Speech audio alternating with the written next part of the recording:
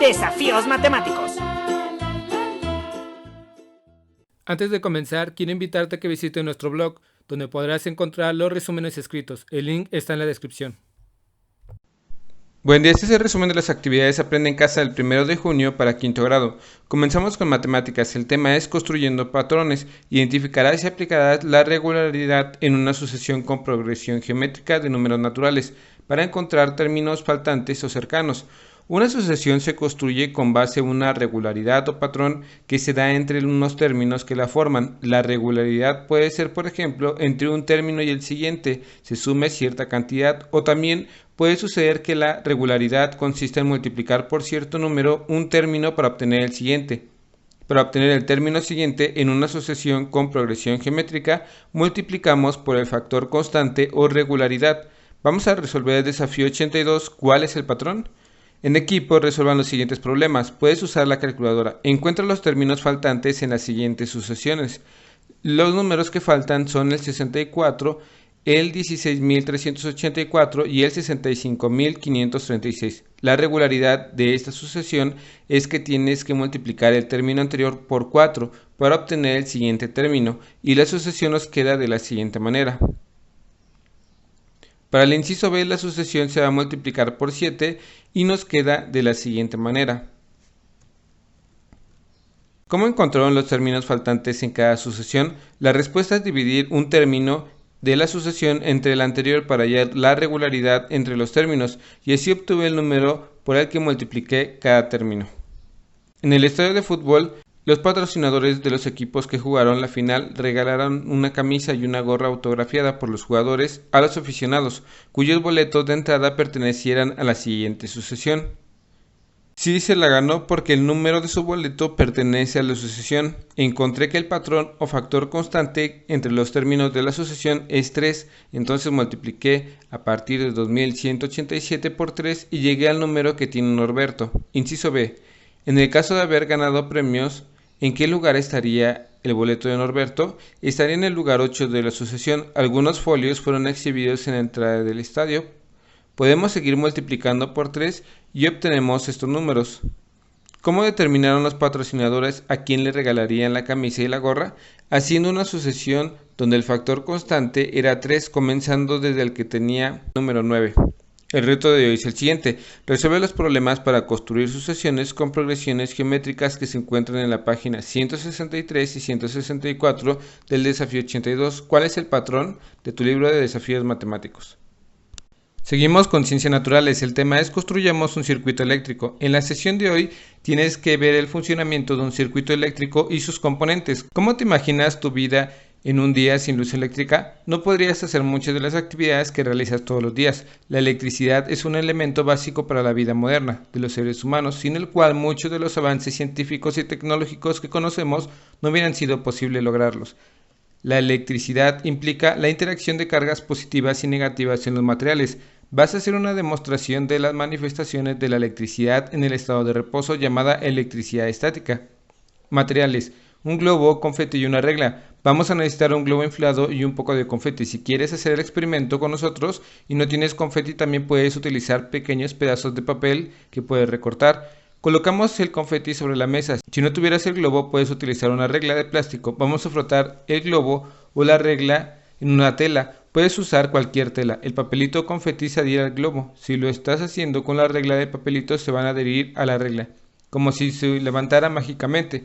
Lo mismo sucede cuando te peinas. El peine está cargado negativamente, mientras que el cabello tiene carga positiva. Cuando aparece el peine, el cabello se levanta porque las cargas positivas son atraídas por las cargas negativas del peine. Los rayos también se producen por la electricidad estática. La electricidad es una forma de energía que se manifiesta por el movimiento de los electrones de la capacidad externa de los átomos que hay en la superficie en un material conductor. Un circuito eléctrico es un conjunto de elementos que unidos hay un flujo constante de electricidad. Todo circuito se compone al menos de los siguientes elementos: generador de corriente eléctrica, pilas o batería, conductores, cables o alambre, interruptor, dispositivo de control que permite o impide el paso de la corriente eléctrica a través de un circuito. Receptores son los encargados de recibir y transformar la energía eléctrica. Ahora voy a construir un circuito eléctrico e identificaremos cada una de sus partes mientras lo construimos. La pila AA en este caso es la fuente de energía. Lo siguiente, vamos a utilizar los clips, que en este caso funcionan como interruptor. El foco es el receptor. Ahora vamos a colocar cada uno de los materiales. Lo primero que vamos a hacer será quitar un poco de plástico de cada extremo de nuestros dos cables. Enseguida uniremos los dos cables a la pila AA, uno de un lado positivo y otro del lado negativo. El siguiente paso es unir otro de los cables, que en otra parte sería el socket. Por último, uniremos el tercer cable al otro clip. La electricidad es muy importante en nuestra vida, pero también hay que cuidarla porque, como vimos en las clases anteriores, debemos ser consumidores responsables. Te tengo una adivinanza. Soy pequeño como un botón y tengo energía de campeón. ¿Quién soy? El reto de hoy es el siguiente. Elabora un dibujo de uno o varios circuitos eléctricos donde se observan los componentes que se mencionaron en el experimento de hoy: fuente de corriente eléctrica, conductor, interruptor y receptor. Seguimos con lengua materna. El tema es el poder de la descripción. Aprenderás a identificar las características de textos descriptivos. Hablando de descripciones, déjame decirte que el fin de semana jugué con mi familia un juego que me encantó, porque se llama Adivina quién soy. El juego trata de tomar una tarjeta a la que aparece un personaje de un cuento, una película, un animal u objeto, pero cuando tomas la tarjeta no la ves y te la pones en la frente. Después, por turno, le vas preguntando a otros jugadores para que te den pista lo que observas y al final tienes que decir qué o quién eres. Soy Medusa de la mitología griega. La descripción que me dieron fue un poco confusa. En las próximas clases vas a aprender muchas cosas más de los textos descriptivos. Observa la siguiente imagen. ¿Cómo describirías esta imagen a tus compañeros? Es un círculo de color anaranjado que parece el planeta del que salen a la superficie unas cornetitas. Estoy seguro de que con eso mis compañeros estarán imaginando lo que yo estoy viendo. Ahora te pido que hagas lo mismo, pero que pienses que eres parte de un grupo de estudiantes de medicina. Lo que ve en la imagen es un virus de forma circular que contiene material genético infeccioso para los seres humanos envueltos en una membrana de proteína. Tiene unos picos en forma de palo de golf y de pétalos que salen a la membrana, formada por una llamada glicoproteínas. Espigas recibe el nombre de SARS-CoV-2. ¿Por qué las descripciones que acabas de realizar fueron diferentes si se trata de la misma imagen? Las dos descripciones estaban destinadas a distinto tipo de público y tenían una intención diferente, por lo que era necesario utilizar un vocabulario adecuado a los destinatarios y a la intención de esta descripción. ¿Podrías describirme qué es lo que ves? Veo el interior de un camión antiguo. Me parece que el piso es de madera y observo que hay 5 personas adultas y un niño sentado en el asiento que está frente a mí. ¿Cuál es la actitud de cada uno de los personajes? ¿Qué información puedes obtener con su vestimenta? Observo que la señora de la izquierda va enojada, lleva sus brazos y piernas cruzadas, como si no quisiera relacionarse con nadie. Creo que el del overol lleva un uniforme de la fábrica a la que se dirige. Él tiene una expresión de tranquilidad, de confianza. La señora lleva los ojos entrecerrados. Puede ser que esté cansada, podría ser una persona de bajos recursos porque no lleva zapatos. ¿Qué me puedes decir de los otros personajes que van en el camión? Juega a describir lo que observas y verás que te vas a divertir mucho. Te voy a contar algo de Frida Kahlo, la autora de esta pintura. Una tarde de 1925, el autobús en el que viajaba Frida fue arrollado por un tranvía y ella sufrió varias heridas y fracturas. Tuvo una larga convalecencia en cama, por lo que su madre acondicionó la recámara de Frida con el fin de que escribiera, dibujara y le resultara menos tedioso el encierro.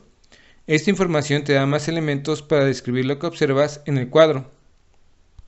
Seguimos con la historia. El tema es 2 de octubre de 1968, no se olvida. Conocerá las causas y consecuencias del movimiento estudiantil de 1968. En el año de 1968, la propagación del gobierno a través de comerciales televisivos mostraba una ciudad moderna. La Ciudad de México era sede de un evento importante internacional, los Juegos Olímpicos.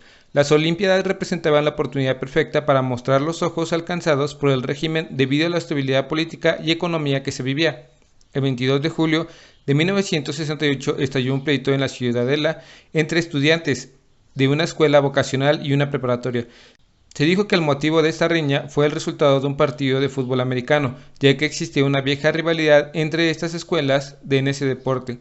Los granaderos entraron de manera violenta a una de las escuelas vocacionales y reprimieron por igual a estudiantes, maestros y transeúntes. Al menos un estudiante quedó hospitalizado por las heridas sufridas. El 27 de julio, diversas preparatorias y escuelas vocacionales decidieron irse a un paro de labores indefinido y empezaron a exigir la liberación de varios de sus compañeros que habían sido encarcelados durante los disturbios. El 30 de julio por la madrugada, el ejército decidió romper por la fuerza los diversos paros que se llevaban a cabo en varias preparatorias de la capital. Al acabar estas acciones se calcula que hubo al menos 1000 estudiantes detenidos de diversas escuelas, 400 heridos y varios asesinados. El 2 de agosto, los estudiantes formaron un Consejo General de Huelga que reunió representantes de todas las escuelas en paro, con el fin de organizar un movimiento de protesta y convocar a manifestación multitudinaria para el 13 de agosto. Fue una enorme manifestación organizada principalmente por estudiantes, se calcula que hubo más de 100.000 personas. Los jóvenes pedían más libertad, el fin del autoritarismo y la violencia del Estado y justicia. El 27 de agosto se programó una marcha, integrada principalmente por estudiantes, pero también con trabajadores petroleros y grupos de obreros y campesinos. El ejército, junto con el cuerpo de granaderos y bomberos de la capital, desalojaron el campamento de manera violenta, acusándolo a los manifestantes de violar el artículo 9 constitucional al atentar contra la autoridad. Durante su informe presidencial, el 1 de septiembre de 1968, cuando Gustavo Díaz Ordaz habló acerca del movimiento estudiantil y la respuesta de la autoridad dijo: «Hemos sido tolerantes hasta excesos criticados». La respuesta a este indignante informe presidencial, el Consejo de Huelga Estudiantil convocó a la Marcha del Silencio, una manifestación pacífica y que se usó el silencio de sus participantes como una protesta simbólica ante la falta de libertad de expresión. El 2 de octubre de 1968, representantes del gobierno se reunieron con una comisión de 3 representantes del movimiento estudiantil. Por esta reunión se canceló la marcha, para convertirse en un mitin informativo en la Plaza de las Tres Culturas en Tlatelolco. Era un movimiento de estudiantes que denunciaron los problemas del país. El gobierno no los trató así porque quizá el movimiento creció mucho. Ese día, después de que un helicóptero lanzara las bengalas, se comenzaron a escuchar disparos y gritos de quienes huían de las balas. Algunos se escondieron debajo de autos, otros corrieron hacia Avenida Reforma y algunos más intentaron refugiarse en los departamentos. La matanza de los estudiantes del 2 de octubre de 1968 tuvo la importantísima consecuencia de exponer ante los ojos de todo el país. El 2 de octubre no se olvida. Espero que este video te ayude un poco. Si conoces a alguien que le pueda ayudar a este video, comparte, dale like y suscríbete. Saludos.